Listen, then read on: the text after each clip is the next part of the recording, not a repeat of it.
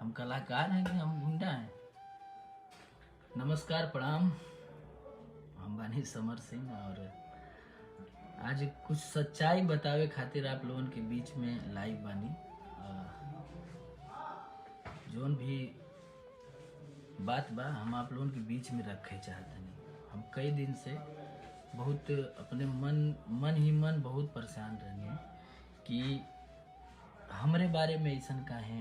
ऐसा कोई मेरा उद्देश्य नहीं है, बस मैं ये जानना चाहता हूँ कि आप मेरे बारे में ऐसा क्यों बोले। मैं वो वीडियो भी आप लोगों को शेयर करूँगा। आपकी हर जगह पे मैं खड़ा होने वाला इंसान हूँ।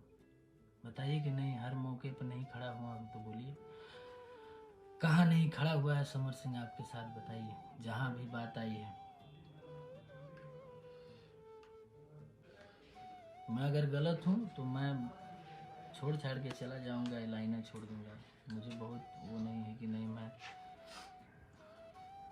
मुझे यहीं रह के कुछ करना है, नहीं करना है, नहीं करेंगे। हम कलाकार हैं कि हम गुंडा हैं? हम कलाकार हैं ना। आप खुद ही आप लोग बताइए। आप लोग भगवान स्वरूप हैं, आप लोग प्यार देते हैं तभी कोई एक कलाकार खड़ा होता है।